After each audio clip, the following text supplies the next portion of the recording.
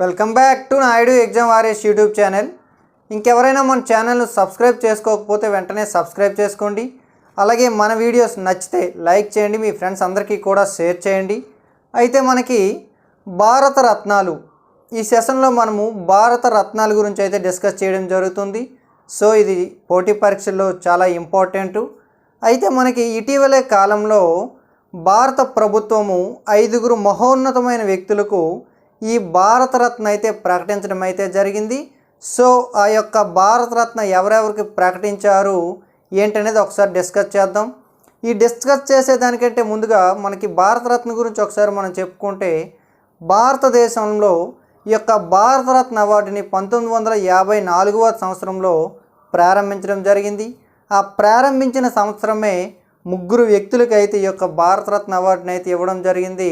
ఆ 3 వ్యక్తులు ఎవరంటే, 3 కూడా తమిళనాడుకు చెందినటువంటి వ్యక్తులు. వాళ్ళు ఎవరంటే సర్వేపల్లి రాధాకృష్ణ గారు, అలాగే సి రాజగోపాలాచారి గారు, అలాగే 3వ వ్యక్తి ఎవరంటే సర్ సివి రామన్ గారు. అయితే భారతరత్న రావాలంటే ఖచ్చితంగా భారతదేశానికి సేవ చేయాలి. అయితే భారతదేశానికి సేవ చేయాలి, అలాగే విదేశీయులకు కూడా ఇచ్చారు, అది వేరే విషయము. అయితే ఏదో ఒక రంగంలో విశిష్ట సేవలు అందించిన వారికి అయితే ఈ అవార్డుని అయితే ఇవ్వడం జరుగుతుంది. అది క్రీడా రంగం అయితే కావచ్చు, అలాగే రాజకీయ రంగం కావచ్చు, శాస్త్ర సాంకేతిక రంగం కావచ్చు, సేవా రంగం కావచ్చు. భారతదేశంలో హయ్యెస్ట్ సివిలియన్ అవార్డు అండి ఇది. అంటే భారతదేశంలో అత్యుత్తమమైనటువంటి పౌర అవార్డు ఏమిటంటే ఈ యొక్క భారతరత్న అవార్డు. ఈ భారతరత్న అవార్డుని ఎవరు ప్రకటిస్తారు, అలాగే ఎవరు సిఫార్సు చేస్తారు ఏంటనేది ఒకసారి మనం మాట్లాడుకుంటే, మనకి పద్మభూషణ్, పద్మవిభూషణ్, అలాగే పద్మశ్రీ సిఫార్సుల మేరకు అయితే ప్రకటించడం జరుగుతుంది. భారతరత్నకు వచ్చేసరికి ఏ విధమైన సిఫార్సులు అవసరం లేకున్నా ప్రధానమంత్రి మాత్రమే దీన్ని డైరెక్ట్గా రాష్ట్రపతికి చెప్పడం జరుగుతుంది. రాష్ట్రపతి గారు దీన్ని ప్రకటించి ఆ తరువాత దీన్ని బహూకరించడం అయితే జరుగుతుంది. ఇందులో ఏ ఒక్క రూపాయి కూడా నగదు బహుమతి కూడా ఉండదని చెప్పేసి కూడా మీరంతా కూడా గమనించాలి. అయితే ఇంతవరకు ఈ 5 పాటుగా భారతదేశంలో ఇప్పటి వరకు 53 మందికి అయితే ఇవ్వడం జరిగింది. ఈ 53 మందే భారత రత్నాలు. అంటే భారతదేశంలో చాలామంది రత్నం లాంటి భారత రత్నాలు ఉన్నప్పటికీ కూడా ఇప్పటికి మనం చూసుకుంటే 53 మందికి అయితే ఇవ్వడం జరిగింది. ఫస్ట్లో బతికి ఉన్న వాళ్ళకి మాత్రమే ఇచ్చేవారు. ఆ తరువాత రాను రాను ఇందులో కొన్ని సవరణలు చేసి మరణానంతరం కూడా ఇవ్వడం జరుగుతుంది. సో మరణానంతరం కూడా దీన్ని అయితే మనకి ఇవ్వడం అయితే జరుగుతుంది. ఇప్పుడు ఒక 5 వ్యక్తులకైతే ఇవ్వడం జరిగింది. ఆ 5 వ్యక్తుల గురించి అయితే మనం ఒకసారి డిస్కస్ చేద్దాం. ఈ 5 వ్యక్తులు కూడా వాస్తవం ఏమిటంటే, నాకేమనిపిస్తుందంటే 5 అని చెప్పను కానీ వీళ్ళలో చాలామందికి ఇప్పటికే చాలా ఆలస్యమైంది. ఎగ్జాంపుల్ పివి నరసింహారావు గారు. పివి నరసింహారావు గారు 2004వ సంవత్సరంలో మరణించిన విషయం మనందరికీ తెలిసిందే. అంటే 20 సంవత్సరాలు పట్టింది ఆయనకు భారతరత్న రావడానికి. అంటే ఆయన మరణించిన తర్వాత ఇంకేదైనా సేవ చేశాడా అంటే, అప్పటికి 2004 నాటికి ఆయన సేవలు సరిపోలేదా, మరణించిన తర్వాత ఏం సేవ చేశాడా అంటే అదేమీ లేదు. అయితే భారతదేశంలో ఈ యొక్క అవార్డులను కూడా కాస్త రాజకీయంగా కూడా వాడుకుంటున్నారని కూడా ఒక విమర్శ అయితే ఉంది. అది ఎంత మాత్రం మంచిది కాదు. అయితే ఇప్పుడు ఎవరికైతే అవార్డులు వచ్చాయో వాళ్ళ అర్హతలను మాత్రం ప్రశ్నించాల్సిన అవసరం అయితే లేదు. వాళ్ళందరూ కూడా అర్హులే. కాకపోతే ఇంకా రావాల్సిన చాలామంది వ్యక్తులు ఉన్నారు. ఊరికే ఇప్పుడు వాళ్ళ పేర్లు చెప్పకూడదు కానీ రావాల్సిన వ్యక్తులు చాలామంది ఉన్నారు. వీళ్ళు కూడా అంటే ఇచ్చేదేదో బతుకున్నప్పుడు ఇస్తే ఇంకా సో వెరీ హ్యాపీ కదా. ఆ తరువాత ఇప్పుడు ఎగ్జాంపుల్ పివి నరసింహారావు గారు ఉన్నారు. ఇప్పటికీ చాలా ఆలస్యమైంది. పివి నరసింహారావు అనే కాదు, చాలామంది వ్యక్తులకైతే ఆలస్యం అవుతుంది. రాజకీయంగా కూడా వాడుకుంటున్నారని అయితే ఒక విమర్శ ఉంది. ఏదేమైనప్పటికీ కూడా భారతరత్న వచ్చినటువంటి వ్యక్తులను మాత్రం తక్కువ చేయాల్సిన పని లేదు. వీళ్ళు 100% అర్హులే. ఓకే, వీళ్ళు ఎవరో చూద్దాం. ఇప్పుడు పివి నరసింహారావు గారు, పివి నరసింహారావు గారు, అలాగే ఎల్కే అద్వానీ గారు. వీళ్ళకి ముందే ప్రకటించారు ఎల్కే అద్వానీ, అలాగే ఠాకూర్ గారికి. ఎల్కే అద్వానీ గారు, అలాగే కర్పూర్ ఠాకూర్ అండి, కర్పూర్ ఠాకూర్ గారు, అలాగే చౌదరి చరణ్ సింగ్ గారు, చౌదరి చరణ్ సింగ్ గారు, అలాగే ఎంఎస్ స్వామినాథన్ గారు. ఓకే, ఎంఎస్ స్వామినాథన్ గారు. ఒక్కసారి పరిశీలిస్తే ఇందులో ఇప్పటికీ బ్రతికి ఉన్నటువంటి వ్యక్తి ఎవరంటే ఎల్కే అద్వానీ గారు మాత్రమే బ్రతికి ఉన్నారు. పివి నరసింహారావు గారు ఆల్రెడీ మనం చెప్పుకున్నాము, 2004వ సంవత్సరంలో మరణించారు. ఈయన మరణానంతరం అయితే ఇవ్వడం జరిగింది. అలాగే కర్పూర్ ఠాకూర్ కూడా ఆల్రెడీ మరణించారు, ఈయనకు కూడా మరణానంతరం ఇవ్వడం జరిగింది. బర్త్ యానివర్సరీ వచ్చేసి 100 బర్త్ యానివర్సరీ ఆఫ్ కర్పూర్ ఠాకూర్ గారు. ఈయన బీహార్కి చెందినటువంటి మాజీ ముఖ్యమంత్రి అండి. అలాగే చరణ్ సింగ్ గారు కూడా ఆల్రెడీ మరణించారు. మరణించిన తర్వాత వచ్చింది ఎంఎస్ స్వామినాథన్ గారు కూడా 2023 సెప్టెంబర్ 28వ తేదీన అయితే తన 98వ ఏట అయితే ఈయన కూడా మరణించడం జరిగింది. ఒకసారి అబ్జర్వ్ చేయండి, ఎల్కే అద్వానీకి మాత్రమే బ్రతికుండగా ఇచ్చారు. అంటే ఈ నలుగురికి కూడా మరణానంతరం ఇచ్చారు. అంటే మరణించిన తరువాత భారతదేశానికి వీళ్ళు సేవ చేశారని మనం అర్థం చేసుకోవాలా? అదేదో వాళ్ళు ఉన్నప్పుడే ఇచ్చుండి. ఇప్పుడు ఎగ్జాంపుల్ చౌదరి చరణ్ సింగ్ అంటే అప్పటి పరిస్థితులు ఇవ్వలేకపోవచ్చు, లేదంటే కొంతమంది ఏమంటున్నారంటే ఇప్పటికిప్పుడు రాజకీయ పరిస్థితులను కూడా చెప్తున్నారు. ఏదేమైనప్పటికీ కూడా 100% వీళ్ళంతా కూడా భారతరత్నకి అర్హులే, కానీ వీళ్ళలో చాలామందికి ఇప్పటికే లేట్ అయిందనే విషయం కూడా మనం అర్థం చేసుకోవచ్చు. అయితే వీళ్ళ యొక్క ఒక్కొక్కరి గురించి మనం పరిశీలిద్దాము. పివి నరసింహారావు గారండి. పివి నరసింహారావు గురించి మనం ఒకసారి మాట్లాడుకుంటే ఈయన అత్యుత్తమైనటువంటి భారతదేశంలో ఆర్థిక సంస్కరణలు అయితే ప్రవేశపెట్టడం జరిగింది. ఈరోజు భారతదేశం ఆర్థికంగా కొంత మెరుగుగా ఉంది అంటే దానికి కారణము పివి నరసింహారావు గారి ప్రభుత్వము. పివి నరసింహారావు గారి ప్రభుత్వంలో ఉన్నటువంటి ఆ యొక్క ఆర్థిక శాఖ మంత్రి మన్మోహన్ సింగ్ అయితే కావచ్చు. ఏదేమైనప్పటికీ కూడా క్రెడిబిలిటీ ఎక్కువగా అక్కడ ప్రధానమంత్రికే దక్కుతుంది. కాబట్టి పివి నరసింహారావు గురించి అయితే ఇక్కడ మనం ఖచ్చితంగా అప్రిషియేట్ చేయాల్సిన అవసరం ఉంది. అలాగే 1991వ సంవత్సరం నుంచి 1991 నుంచి 1996 వరకు భారతదేశంకు ఒక ప్రధానమంత్రిగా చేయడం జరిగింది. అంటే గాంధీ యాత్ర వ్యక్తి 5 సంవత్సరాలు ప్రధానమంత్రిగా చేసిన మొదటి వ్యక్తి ఎవరంటే పివి నరసింహారావు గారు. అలాగే 5 సంవత్సరాలు ముఖ్యమంత్రిగా పనిచేశారు. ఆయన దక్షిణ భారతదేశానికి చెందిన వ్యక్తి, అలాగే మొదటి తెలుగు వ్యక్తి, అలాగే మొదటి దక్షిణ భారతదేశ వ్యక్తి అని కూడా మీరంతా కూడా అర్థం చేసుకోవాలి. అలాగే మన ఉమ్మడి ఆంధ్రప్రదేశ్కి 1971 to 1973 అండి, 1971 to 1973 ఉమ్మడి ఆంధ్రప్రదేశ్ యొక్క చీఫ్ మినిస్టర్గా పనిచేయడం జరిగినది.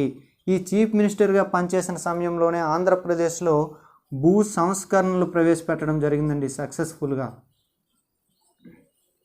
ఓకే, ఈ యొక్క 1971-73 సంవత్సరంలోనే మనకి ఈ యొక్క భూ సంస్కరణలు కూడా ప్రవేశపెట్టడం జరిగింది. ఆంధ్రప్రదేశ్ 1971 నుంచి 1973 వరకు ఈయన ముఖ్యమంత్రిగా పనిచేయడం జరిగింది. ఆ తర్వాత ఆంధ్ర ఉద్యమం రావడము, ఆ తరువాత ఆయన ముఖ్యమంత్రి నుంచి తొలగించడం అయితే జరిగింది. ఆ తరువాత కాలంలో అన్ని శాఖలకు కూడా ఆల్మోస్ట్ పెద్ద పెద్ద శాఖలన్నిటికీ కూడా ఆయన యూనియన్ మినిస్టర్గా కూడా చేయడం జరిగింది. అది ఇందిరాగాంధీ క్యాబినెట్ అయితే కావచ్చు, అలాగే రాజీవ్ గాంధీ క్యాబినెట్ అయితే కావచ్చు.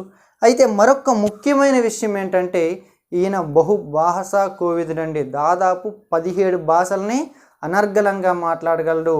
20 భాషల వరకు ఆయనకి మంచి పట్టుందని కూడా మనం అర్థం చేసుకోవచ్చు. ఒకసారి గుర్తుపెట్టుకుంటే ఆయనకి 60 ఏళ్ళు నిండిన తర్వాత కూడా ఆయన కంప్యూటర్ కోడింగ్ నేర్చుకొని కంప్యూటర్ పైన కూడా వర్క్ చేయడం జరిగింది. అంటే ప్రతి విషయంలో కూడా ఎవ్రీ అటెంప్ట్లో ఒక కొత్త రిఫార్మ్ చేయడానికి అయితే ఆయన ప్రయత్నం అయితే చేయడం జరిగింది. మరొక ముఖ్యమైన విషయం ఏంటంటే 1991 ఎలక్షన్ టైంలో రాజీవ్ గాంధీ మరణించిన తర్వాత కాంగ్రెస్ పార్టీకి అధ్యక్షుడిగా వ్యవహరించడం జరిగింది. అదే సమయంలో కాంగ్రెస్ పార్టీ అధికారంలోకి రావడం జరిగింది. అప్పుడున్నటువంటి సోనియా గాంధీ అధికారం చేపట్టడానికి అనాసక్తిగా ఉండే క్రమంలో పివి నరసింహారావు గారిని ప్రధానమంత్రిగా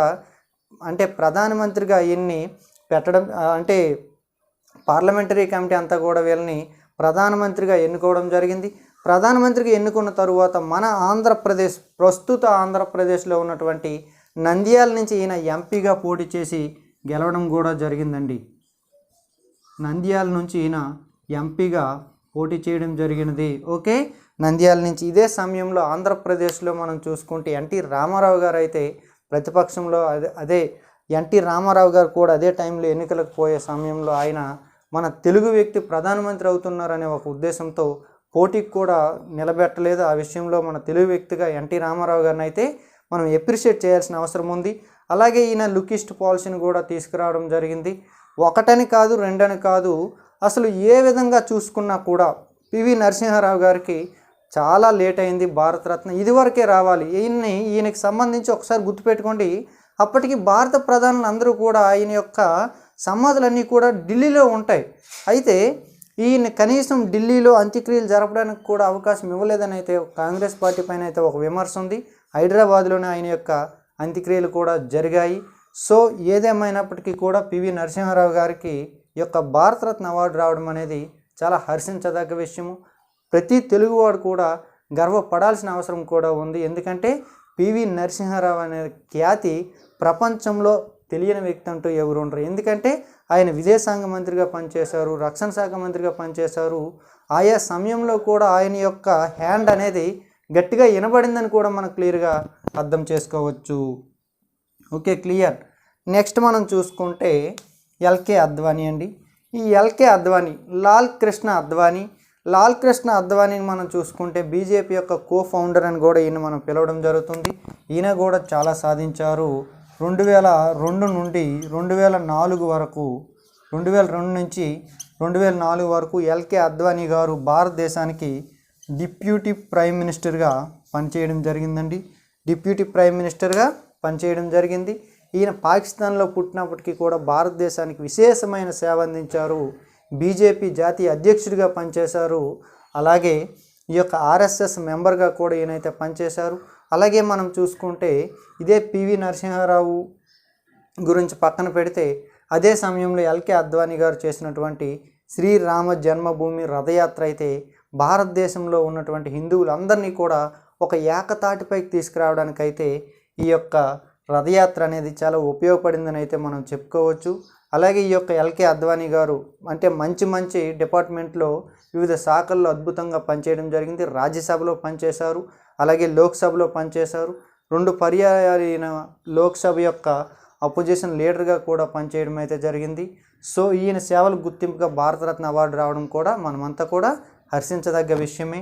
అలాగే కర్పూర్ ఠాకూర్ అండి. ఎవరి కర్పూర్ ఠాకూర్ అంటే కర్పూర్ ఠాకూర్ వచ్చేసి ఈయన గాంధీనగర్ నుంచి ఎంపీ అండి. లాస్ట్ 2019 వరకు ఎంపీగా చేశారు ఎల్కే అద్వానీ. కర్పూర్ ఠాకూర్ వచ్చేసి బీహార్ అండి. బీహార్కి 2 టైమ్స్ ముఖ్యమంత్రిగా పనిచేయడం జరిగిందండి. బీహార్కి 2 టైమ్స్ ముఖ్యమంత్రిగా పనిచేయడం జరిగింది. ఈయన బీసీలు ఏవైతే ఉన్నాయో ఈ బీసీ వ్యక్తులకి విశేషమైన సేవలు అందించారండి. గుర్తుపెట్టుకోండి, ఈ యొక్క ఓబీసీ రిజర్వేషన్లు అమలు చేసినటువంటి మొదటి ముఖ్యమంత్రిగా కూడా మనము కర్పూర్ ఠాకూర్ని అయితే మనం క్లియర్గా చెప్పుకుంటాము. ఈయన యొక్క పనితీరుని తరువాతనే మనకి మండల్ కమిషన్ కూడా సిఫార్సు చేయడం జరిగింది. ఆ తర్వాత ఓబీసీల పైన ఆయన ఒక నివేదిక ఇవ్వడం ఇవన్నీ కూడా జరిగాయి. అందువల్ల ఈ కర్పూర్ ఠాకూర్ కూడా ఈ యొక్క భారతరత్న అవార్డు కూడా ఇవ్వడం జరిగింది. So very happy. అలాగే చూసుకుంటే చరణ్ సింగ్ అండి. ఈ చరణ్ సింగ్ మనందరికీ తెలుసు. చరణ్ సింగ్ దినోత్సవాన్ని మనమంతా కూడా జాతీయ రైతు దినోత్సవంగా జరుపుకుంటాము. చరణ్ సింగ్ వచ్చేసి యూపీకి మొదటి కాంగ్రెస్ యాత్ర ముఖ్యమంత్రి అండి. ఓకే, యూపీకి మొదటి కాంగ్రెస్ యాత్ర ముఖ్యమంత్రి ఎవరంటే చౌదరి చరణ్ సింగ్ అండి. ఈ చౌదరి చరణ్ సింగ్ రైతు బాంధవుడు అని కూడా మనం పిలవడం జరుగుతుంది. ఈ చౌదరి చరణ్ సింగ్ గురించి మనం ఒకసారి చూసుకుంటే ఎమర్జెన్సీ టైంలో ఈయన ఎమర్జెన్సీకి వ్యతిరేకంగా చాలా పోరాటాలు అయితే చేయడం జరిగింది. జయప్రకాష్ నారాయణ అంత పెద్ద వ్యక్తులతో ఈయనైతే నడవడం కూడా జరిగింది. అయితే ఈ చరణ్ సింగ్ గురించి మనం ఒకసారి మాట్లాడుకుంటే ఈయన కూడా భారతదేశానికి ప్రధానమంత్రిగా కొద్ది కాలం అయితే పనిచేయడం జరిగింది. 1979 నుంచి 1980 వరకు అయితే ఈయన 1979 జూలై 28న అయితే ప్రమాణ స్వీకారం అయితే చేయడం జరిగింది. అయితే ఇందిరాగాంధీ ఈయనకి మద్దతు ఇవ్వడంతో ప్రమాణ స్వీకారం చేయడం జరిగింది. అయితే కొద్ది రోజులకే మళ్ళీ ఇందిరాగాంధీ ఆ మద్దతును ఉపసంహరించుకోవడంతో ఆయన పదవి పోయిందని కూడా మనం చెప్పుకోవచ్చు. నెక్స్ట్ ఎలక్షన్ జరిగింది. ఆ తరువాత ఇందిరాగాంధీ అధికారంలోకి అయితే రావడం జరిగింది. చరణ్ సింగ్ అయితే మనకి దేశానికి ఒక మంచి సేవ చేశాడని అయితే మనం చెప్పుకోవాలి. ముఖ్యంగా రైతులకు ఆయన చేసిన సేవకు గాను రైతు దినోత్సవం కూడా జరుపుకుంటాం. ఈయన పేరు వచ్చేసి మనము చౌదరి చరణ్ సింగ్ అని అయితే పిలవడం జరుగుతుంది. అలాగే ఎంఎస్ స్వామినాథన్. ఒకసారి మీరు చూడండి, ఇక్కడ అందరి గురించి చెప్పాం కదా, అందరూ కూడా రాజకీయాలకి అనుబంధమైన వ్యక్తులే. ఇక్కడ ఎంఎస్ స్వామినాథన్ కూడా రాజకీయం అనే మనం చెప్పలేము, కానీ 2007 నుండి 2013 వరకు ఎంపీ రాజ్యసభ అండి ఈ యొక్క ఎంఎస్ స్వామినాథను. ఇది మినహాయిస్తే రాజకీయాలతో పెద్దగా ఈయనకి సంబంధం లేదని అయితే మనం చెప్పుకోవచ్చు. అయితే ఎంఎస్ స్వామినాథన్ వచ్చేసి మనకి భారతదేశంలో నేషనల్ కమిషన్ అండి, నేషనల్ కమిషన్ అని చెప్పేసి రైతులకు సంబంధించి ఒక కమిషన్ ఏర్పాటు చేస్తే దానికి అధ్యక్షత వహించడం అయితే జరిగింది. ఆ అధ్యక్షత వహించి ఈ యొక్క రైతు గిట్టుబాటు ధరకు సంబంధించి అయితే అత్యుత్తమైనటువంటి సిఫార్సులు అయితే చేయడం జరిగింది. ఈ వీటిని మినహాయిస్తే మరొక గొప్ప విషయం ఏంటంటే ఎంఎస్ స్వామినాథన్ అనే వ్యక్తి ఐపీఎస్కి పాస్ అవ్వడం జరిగిందండి. ఐపీఎస్కి పాస్ అయ్యి కూడా ఈయన యూరప్ దేశాలకు వెళ్ళి ఈ యొక్క పరిశోధనలు చేయడం అయితే జరిగింది. అంటే రైతులు భారతదేశంలో ఉన్నటువంటి ముఖ్యమైనటువంటి సవాళ్ళు ఏమిటి, అలాగే భారతదేశం అనేది భారతదేశానికి స్వతంత్రం వచ్చే నాటికి తీవ్రమైన ఆహార కొరతతో బాధపడుతుంది. భారతదేశం తీవ్రమైన ఆహార కొరతతో బాధపడుతున్న ఆ సమయంలో మనం ఆహార ధాన్యాల కోసం ఇతర భారతదేశం అనేది మిగతా దేశాల పైన ఆధారపడేది, వాళ్ళు పంపిస్తే మనం తినేటట్టు ఉండాం. దీనికి చలించిపోయినటువంటి ఎంఎస్ స్వామినాథన్ ఏం చేశాడంటే ఒక అద్భుతమైనటువంటి అగ్రికల్చర్ సైంటిస్ట్ అవడం జరిగినది. అగ్రికల్చర్ సైంటిస్ట్ అయిన తర్వాత ఆయన భారతదేశానికి వచ్చి మనకి భారతదేశంలో ఉన్నటువంటి ఈరోజు మనము కడుపు నిండా బొవ్వ తింటున్నామనగా, లేదంటే ఉన్నటువంటి గోధుమలకు సంబంధించి ప్రొడక్ట్స్ మనం తినగలుగుతున్నామంటే దాని వెనక ముఖ్య కారకుడు, చాలామంది కారకులు ఉన్నారండి. అందులో ఉన్నటువంటి ముఖ్య కారకుడు ఎవరంటే ఎంఎస్ స్వామినాథన్ అండి. ఈయన తీసుకొచ్చినటువంటి నూతన వంగడాలు అయితే కావచ్చు, వరి అయితే కావచ్చు, గోధుమ అయితే కావచ్చు, భారతదేశంలో ఈ యొక్క గ్రీన్ రెవల్యూషన్కి పునాదులు పడింది. భారతదేశంలో గ్రీన్ రెవల్యూషన్ ఫాదర్ అని కూడా ఎంఎస్ స్వామినాథన్ అయితే మనం పిలవడం జరుగుతుంది. ఈరోజు మనము మిగులు ఆహారంలో ఉన్నాము, ఇతర దేశాలకు కూడా మనం ఎగుమతి చేస్తున్నామంటే దానికి కారణం ఏమిటంటే ఎంఎస్ స్వామినాథన్ తీసుకొచ్చినటువంటి ఈ గ్రీన్ రెవల్యూషనే. ఈ గ్రీన్ రెవల్యూషన్ వల్ల భారతదేశంలో బాగా అంటే అభివృద్ధి చెందినటువంటి పంటలు ఏమిటంటే వరి మరియు గోధుమ. ఫస్ట్ వరి పైన ఆయన పరిశోధన చేసి సక్సెస్ అయ్యారు, మంచి మంచి దిగుబడులు అయితే సాధించడం జరిగింది. ఆ తర్వాత గోధుమల పైన కూడా ఆయన ఫోకస్ చేసి అందులో కూడా మంచి మంచి దిగుమతులు చేయడం జరిగింది. ఆయన ఇక్కడ చేస్తూ అంటే ప్రపంచ హరిత విప్లవ పితామహుడైనటువంటి నార్మన్ బోర్లాంగ్ సలహాలతో చాలా పనులు అయితే మనకి భారతదేశంలో చేయడం జరిగింది. ఆ చేయడంతో ఎంఎస్ స్వామినాథన్ అయితే భారతదేశంలో కూడా సక్సెస్ అవ్వడం అయితే జరిగింది. భారతదేశంలో ఈయనకి చూసుకుంటే రామన్ మెగసెసే అవార్డు అయితే ప్రపంచవ్యాప్తంగా చూసుకుంటే రామన్ మెగసెసే అవార్డు కూడా రావడం జరిగింది. అలాగే ఇందిరాగాంధీ అవార్డు కూడా ఎంఎస్ స్వామినాథన్కి అయితే రావడం జరిగింది. ఈయన 2007 నుంచి 2013 వరకు రాజ్యసభ మెంబర్గా పనిచేయడం జరిగింది. 2023వ సంవత్సరంలో ఈయన సెప్టెంబర్ 28వ తేదీన తన స్వగృహంలో ఈయన మరణించడం అయితే చాలా బాధాకర విషయం. ఎందుకంటే 98 ఏట చనిపోయాడు. ఇంకొక 2 ఏళ్ళు ఉంటే 100 సంవత్సరాలు కూడా పూర్తి అయ్యేవి. అంతవరకు మంచిగా ఆరోగ్యంగానే ఉన్నారు. ఏదేమైనప్పటికీ కూడా ఈ 5 వ్యక్తులు కూడా 100కి 100% భారతరత్న పొందడానికి అర్హులుగానే మనమంతా కూడా భావించాలి. Very happy. Thank you.